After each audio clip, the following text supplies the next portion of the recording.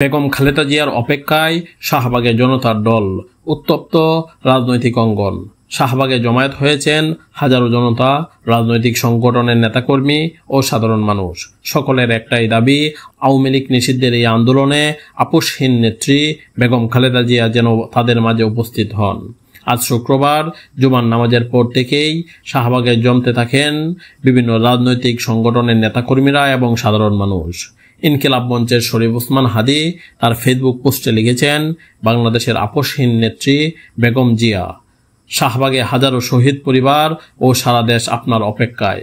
আরেকটি পোস্টে হাদি বলেন, যেই শাহবাগে ফেতিবাদের উত্থান, সেই শাহবাগেই তার কবর রচিত হবে ইনশাল্লাহ। এছাড়া বিশিষ্ট রাজনৈতিক বিশ্লেষক পিনাক্কি ভট্টাচার্যও এক ফেসবুক স্ট্যাটাসে লেখেন, এখন যদি শাহবাগে সংহতি জানাতে বেগম খালেদা জিয়া উপস্থিত হন, পৃথিবীতে এর চেয়ে স্বর্গীয় দৃশ্য আর কিছু হতে পারে না। বেগম খালেদা জিয়া সম্প্রতি লন্ডন থেকে চিকিৎসা শেষে দেশে ফিরেছেন। বর্তমানে তিনি গুলশানের বাসভবন ফিরোজায় অবস্থান করছেন। বিএনপির সূত্র জানায়, শারীরিক অবস্থার কারণে তিনি এখনও কোনো জনসভা বা সমাবেশে অংশগ্রহণের সিদ্ধান্ত নেননি।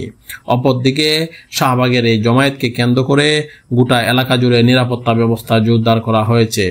রাজনৈতিক বিশ্লেষকদের মতে এই ঘটনা দেশের রাজনৈতিক অঙ্গনে নতুন মাত্রা যোগ করেছে। সুপ্রিয় দর্শক, নতুন বাংলাদেশ চ্যানেলের সঙ্গে থাকার জন্য অসংখ্য ধন্যবাদ।